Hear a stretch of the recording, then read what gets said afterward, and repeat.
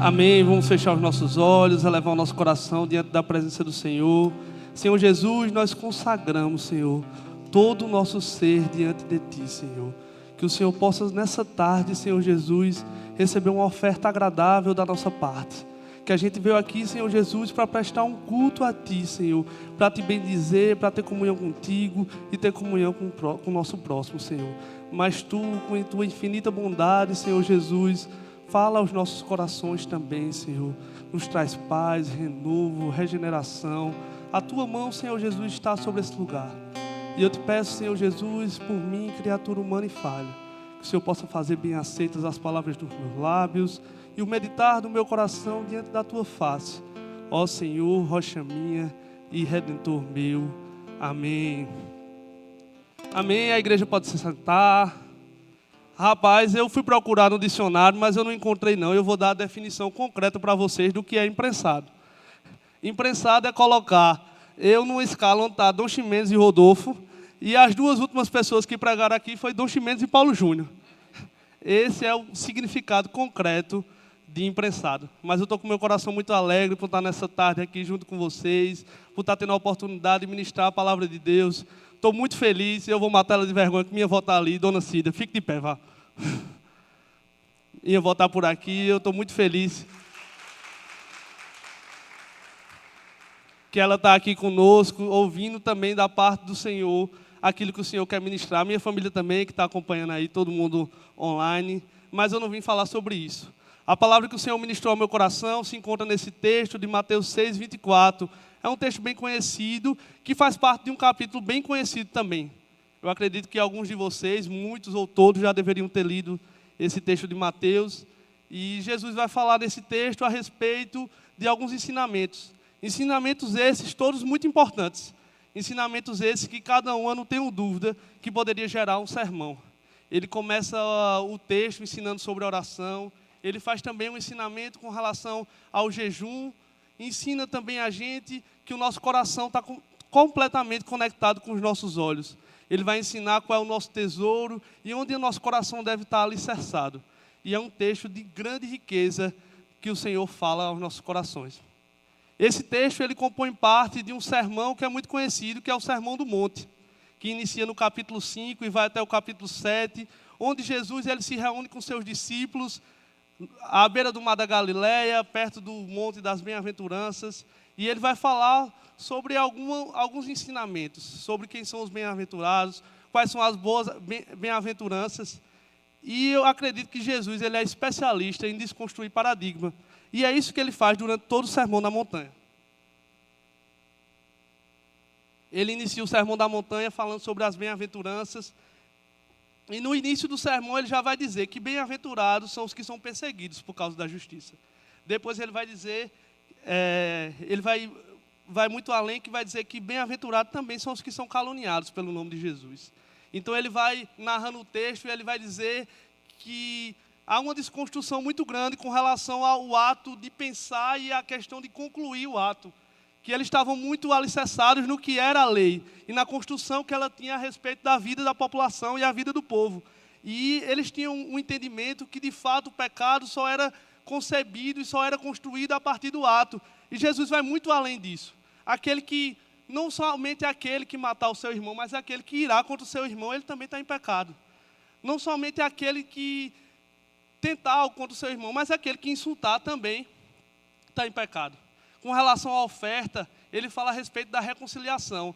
Que antes da gente entregar a nossa oferta, e a gente entende que ela é importante, a gente deve voltar e reconciliar com o nosso próximo primeiro. E ele acaba construindo essa narrativa, falando a respeito do adultério, que vai muito além do ato, está no pensamento, está no coração. E ele fala também a respeito de umas desconstruções morais que a gente possui. A gente faz parte de uma sociedade, faz parte de um mundo onde a gente é criado através de uma criação familiar e através de um local que a gente é inserido, e a gente acaba construindo no nosso coração, no nosso pensamento, muito daquilo que as pessoas que estão ao nosso lado dizem, muito daquilo que as pessoas que estão ao nosso lado têm como ensinamento. E a gente vai estando alicerçado nesse lugar, e isso vai sendo construído na nossa vida, e a gente fica, em determinados pontos, cauterizado com relação às coisas. A gente acha que a gente tem a síndrome de Gabriela, eu nasci assim, eu cresci assim, eu vou morrer dessa forma. E a gente tem que quebrar isso, porque o Senhor Jesus, Ele quer fazer uma desconstrução na minha e na sua vida. Ele quer que a gente se entregue por completo, Ele quer que a gente tenha uma vida de fato rendida ao altar dEle. E não que a gente viva uma vida dupla, não que a gente viva uma meia-verdade. E é isso que esse texto vai se referir. Em Mateus 6, 24, a gente entende a literalidade do texto com relação quando ele vai falar que ninguém pode servir a Deus e as riquezas, ou ninguém pode servir a Deus e a mamon. Mas o que o Senhor ministrou ao meu coração foi a respeito de que ninguém pode servir a dois senhores. E você pode estar se perguntando com relação ao que são esses senhores, ou com relação ao que seria servir a esses senhores. Mas Jesus está sendo muito claro nas palavras dele, que não tem como a gente departamentalizar a nossa vida. Não tem como a gente viver uma vida setorizada, não tem como você viver aqui de uma forma, e quando você sair por aquelas portas, você se completar de uma maneira totalmente diferente. Não tem como você estar inserido nos lugares que você está, dentro do seu cotidiano, e você ser uma pessoa diferente. Você não pode passar por um lugar e ele ficar da mesma forma. O lugar tem que ser transformado, e não pode, de forma alguma, nem ficar da mesma forma, nem pode também transformar a sua vida. Você tem que ser um objeto de transformação pelos lugares que você passar.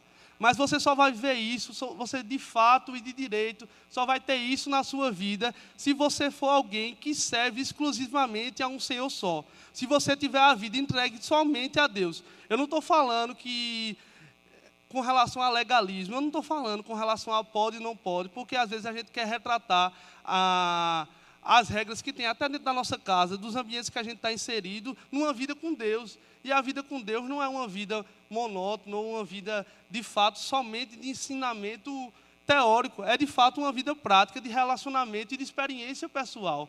Não é somente aquilo que a gente tem como ensinamento ou como uma filosofia. É, de fato, uma vida diante do Senhor. E não uma vida setorizada. Não uma vida que você acha que Deus só tem falado às pessoas que estão ao seu redor, que Deus só tem falado àqueles que são seus líderes. Deus quer se relacionar com você. Mas você tem que entender o que é o senhorio de Cristo sobre a sua vida. Você tem que entregar completo sua vida ao Senhor. Esse texto ele não cabe interpretação, a não ser que não tem como. Não tem como ninguém, não tem como, eu não sei como a sua versão se apresenta, mas não tem como servir a dois senhores. Pois amará um, odiará o outro, agradará um e desprezará o outro. Eu tinha aprendido, né? Paulo Júnior desconstruiu quarta-feira, que o antônimo de amor era ódio. Ele disse que era medo, mas eu vou continuar em ódio. Eu fiquei pensando até quando ele falou. Mas com relação a isso de amor e ódio, é uma coisa que Jesus ele radicaliza totalmente a parada. Não tem como, ou você vai amar um, ou você vai odiar o outro. Não tem como você torcer para o Náutico e para o Santa, que você vai odiar o Santa e vai amar o Náutico. Do mesmo jeito que você não tem como dirigir um carro e pilotar uma moto ao mesmo tempo. E você pode estar até pensando que eu consigo fazer essas coisas. Mas em todas elas você vai quebrar a cara. A gente tem que deixar de se retratar a Jesus com relação a Senhor como somente um pronome de tratamento. Mas é de fato um senhorio sobre a minha e sobre a sua vida. É a palavra que vem do grego que é Kyrios, e não é aquele que jogava no Porto nem no Santa. É aquele que é o Senhor que dá a vida, o Senhor da salvação, aquele que é soberano, aquele que de fato é o seu dono. Não é somente um pronome de tratamento. A gente tem que entender que essa verdade retratada por Jesus é um convite não a uma vida de condenação. Há um convite também não somente a você olhar e dizer, eu não consigo fazer tudo isso sozinho, porque realmente você não consegue. E você pode ter olhado cada ensinamento desse e dizer, não tem como eu caminhar com Deus dessa forma, porque eu achava que se eu fizesse eu estava errado, mas se eu estou pensando eu estou errado também, não tem base, não tem lógica. Mas é isso mesmo que a gente tem que entender. É isso mesmo que a gente tem que entender, que a gente não consegue caminhar com as nossas próprias pernas. A gente precisa do Senhor, desse senhorio concreto, real e de maneira individual e com experiência pessoal na nossa vida, para que a gente consiga vencer o pecado, para que a gente viva uma vida de intimidade, uma vida de profundidade, uma vida mais próxima do Senhor. A gente tem que parar de negociar. A gente tem que parar de desfazer os nossos acordos, de desfazer aquilo que de fato era inegociável no nosso coração, aquilo que de fato se tornou um princípio para nós, e a gente aprende sobre isso, a gente testemunha sobre isso, a gente reflete, a gente fala até para os outros, mas a gente não vive. uma frase que me impactou muito, eu gosto muito dela, que é: quem vive uma meia-verdade vive uma mentira completa. Você está acreditando que você está agradando a todo mundo, e os lugares que você está passando, você está sendo bem aceito, mas você tem desagradado ao Senhor e desagradado a você mesmo. Você tem esquecido de quem você é, você tem tentado e testado tantas personalidades que você esqueceu do perfil que Deus derramou sobre a sua vida, daquilo que Deus derramou sobre você, e você tem se feito como um camaleão, se adaptado a cada ambiente, e tem vivido uma vida vazia, uma vida triste, uma vida longe do Senhor, que desagrada a Ele. E talvez você tenha pensado que isso é somente para os líderes da igreja, ou isso é somente para aquelas pessoas que eu tenho como referencial na internet. Mas isso é, de fato, uma experiência pessoal que a gente deve possuir. E eu não estou aqui trazendo uma palavra como instrumento de condenação para mim ou para a sua vida, porque a graça de Deus, ela nos alcança apesar de quem nós somos, apesar das nossas falhas, apesar das nossas dificuldades. Também caminhar com Cristo também não é um evangelho triunfalista, uma vida onde você vai ter tudo, onde você vai ter acesso a tudo e você não vai ter nenhuma dificuldade. Mas apesar das dificuldades, a gente tem um entendimento completo que Ele é quem tem os pensamentos verdadeiros a nosso respeito. Ele tem um caminho de paz na nossa vida. E quando essas palavras eram ditas no livro do profeta Jeremias, ali estava falando que eles iam enfrentar um caminho de dificuldade, prosseguindo. Mas, independente da dificuldade, independente dos erros, independente das falhas, Ele tem um caminho de paz para nossas vidas. Ele tem uma vida de tranquilidade, não com relação àquilo que a gente traçou como perspectiva, mas com relação àquilo que é eterno, que é espiritual, de a gente reconhecer onde está o nosso tesouro, de a gente colocar diante do Senhor os nossos olhos e eles serem transformados, e eles passarem a ser compassivos, e eles passarem também a refletir aquilo que está presente no nosso coração. Que a nossa fala seja uma fala verdadeira. E quem está falando para vocês não é alguém que não tem dificuldade. Eu tenho dificuldade também, como vocês, mas a gente deve retratar no nosso coração essa urgência do reino.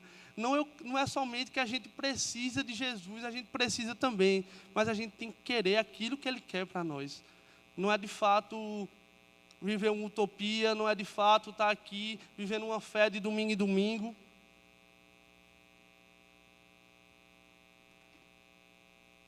Mas é de fato abrir o coração para viver uma experiência pessoal, uma experiência real e uma vida plena diante de Deus. E você pode estar se perguntando: como é que eu posso fazer para viver essa vida plena? Eu já tentei viver essa vida plena, as pessoas já retrataram em mim a vida que elas possuíam, mas eu não consigo de forma alguma, eu não consigo largar aquilo que tem me aprisionado, eu não consigo, de fato, servir a um Senhor só. Eu tenho sido feito como o apóstolo João se refere lá no livro de Apocalipse, à igreja de Laodiceia. O Senhor fala através do apóstolo João, ali naquela mensagem, que ele diz o seguinte: eu conheço as obras que vocês praticam.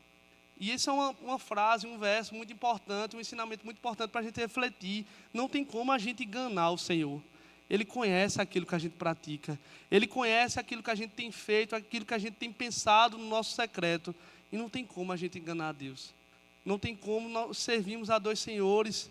E eu sei que ele continua o texto narrando, dizendo que você não é frio e nem quente, e você é morno. E o morno eu estou para rejeitá-lo, a vomitá-lo. Isso faz um link completo com relação ao que é servir a dois senhores. Que não tem a possibilidade, ninguém consegue, nada consegue de fato servir a dois senhores. A gente tem que ter uma vida entregue diante de Deus. A gente tem que ter uma vida que se esvazia de quem nós somos e se enche do Espírito Santo, que busca a presença de Deus, que busca estar em comunidade. Talvez você tenha buscado ajuda no lugar errado, talvez aquele ambiente que você intitula como seguro não tenha sido tão seguro como você tem dito, e você tem que sair desse ambiente. A partir do momento que a gente vai se esvaziando de nós mesmos, as nossas atividades, elas começam a mudar, os nossos pensamentos, eles passam a ser diferentes, e os nossos ambientes, eles mudam também. A gente não quer mais caber num lugar que não é nosso. A gente não quer estar tentando se encaixar num lugar que não possui, que não é mais para a gente estar presente naquele lugar. Eu respiro pela boca, minha garganta seca umas 300 vezes. Mas voltando, conta-se uma história de que tinha um rapaz que ele era bem pidão.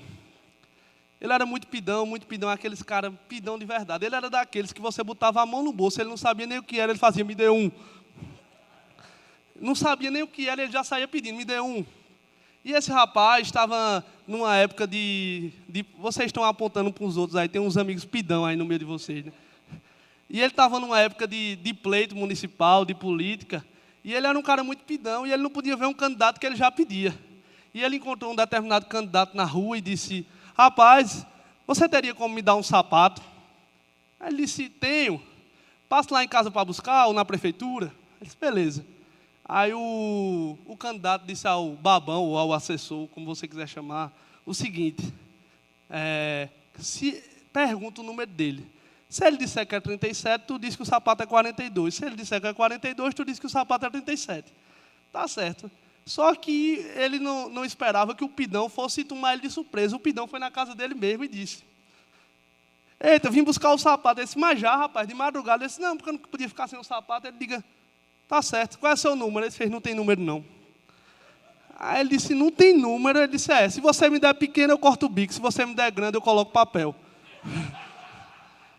E a moral da história é que o Senhor tem um lugar reservado para você. Você não vai precisar nem cortar o bico, nem botar papel, porque como a palavra de Deus vai dizer lá em Efésios 4, Ele quer calçar você com as sandálias do Evangelho de paz. Tem um lugar reservado para você. Existe um propósito, uma direção sobre a sua vida, e isso não é terceirizado com relação aos outros. Deus tem algo sobre você. Deus quer que você viva essa vida plena, mas para viver isso, você tem que esvaziar de você mesmo, você tem que mudar os seus ambientes, você tem que buscar a presença do Senhor, você tem que buscar aquilo que Deus quer que você busque. Você tem que haver essa mudança e estar disposto a viver uma vida diferente, não disposto a viver essa meia-verdade, não disposto a viver uma vida violado, ferido, porque você acaba tentando agradar a todo mundo, você tem desagradado a Deus, você tem ciência disso, e você tem desagradado a você mesmo, e sua vida tem se tornado vazia, sua vida tem se tornado sem sentido, você tem olhado para um lado e para o outro, e você não tem achado uma solução e uma escapatória, você está rastejando a caminho da vergonha e a caminho do pecado, mas a graça de Deus corre para lhe alcançar nessa posição que você está. O Senhor quer mudar a sua vida, o Senhor quer mudar a sua história. Há um tempo novo sobre a sua vida. E você que precisa tomar essa escolha, essa decisão de acessar aquilo que Deus tem sobre você. Isso não é eu que posso fazer por você, não é os seus amigos que podem fazer por você. É de fato você que tem que tomar essa decisão de viver uma vida plena com o Senhor. Uma vida plena não é uma vida isenta de dificuldade, como eu falei. Não é uma vida também onde a gente vai triunfar em todas as áreas, onde a gente vai ter tudo aquilo que a gente quer. Talvez a vida que você tenha sonhado e tenha traçado como perspectiva tenha sido dessa forma. Mas Deus traçou algo diferente para você. Mas Deus traçou um caminho de paz sobre a minha e sobre a sua vida. Traçou um caminho de reconciliação. Ele traça também sempre uma oferta de perdão dos nossos pecados. Ele oferece a gente uma alternativa de caminho diferente. Eu não sei como é que você tem se encontrado, a forma que você tem caminhado, ou aquilo que tem de fato estado no seu coração, aquilo que você tem colocado como tesouro. Eu não sei para onde os seus olhos têm apontado, mas Deus quer fazer algo diferente na sua vida. Deus quer mudar a sua história. Deus quer levar para um nível mais íntimo e um nível mais profundo, e não somente de ouvir falar. Quando a gente chega na igreja, nos discipulados, onde as pessoas falam de intimidade, onde as pessoas falam de profundidade, e a gente fica observando aquilo como se aquilo fosse um conto da carochinha, uma história de 3 porquinhos, algo que não fosse real. Deus quer que você viva isso também. Porque é o Espírito Santo de Deus que vai capacitar você para que você viva uma vida plena. O Espírito Santo de Deus, a partir do momento, como a palavra de Deus diz lá em Efésios, que vocês creem na palavra, no Evangelho da verdade, vocês foram selados com o Espírito Santo. Ele que consola, que convence do juízo, da justiça, do pecado, que dá coragem àquele que é medroso, que dá esperança para aquele que está desesperançoso, que coloca e deposita fé nos corações daqueles que têm andado sem fé, daqueles que têm andado com medo. Ele lança fora todo medo, porque o verdadeiro amor lança fora todo medo. Ele altera os seus ambientes, aquilo que você tinha como seguro, talvez não se torne tão seguro como você pensava. Você passa a olhar numa perspectiva espiritual. E eu vi uma frase que viralizou ontem, muita gente repostando, que era o seguinte: que série de sermão na internet não era aprofundamento espiritual ou não era vida espiritual. Mas também esses tempos de mesa que muitos têm tido também não tem sido um tempo de aprofundamento nem de comunhão. Tem se tornado de fato ali um lugar de escuridão e um lugar onde as pessoas se atolam mais no pecado. Um lugar onde as pessoas desfrutam cada vez mais daquela meia-verdade que elas têm vivido. Então observe com quem você tem caminhado, se enche do Espírito Santo, seja direcionado por Ele, que a partir daquilo ali a sua vida vai passar a ser diferente. Você vai passar a não quebrar mais acordos. Conta-se uma história de um rapaz, e tem uns que já estão rindo aí quando começa a falar, que ele trabalhava na frente do Banco do Brasil e ele vendia cocada. E um cara chegou a ele e disse: você poderia me emprestar R$100? Ele disse: olha, poder eu posso. O dinheiro eu até tenho, mas por conta de um acordo eu não posso fazer. Ele disse: que acordo? Ele disse: eu fiz um acordo com o Banco do Brasil. Ele disse: um acordo com o Banco do Brasil, tu vendedor de cocada. Ele disse: fiz um acordo. Nem eu empresto dinheiro, nem eles vendem cocada. Então é isso que você...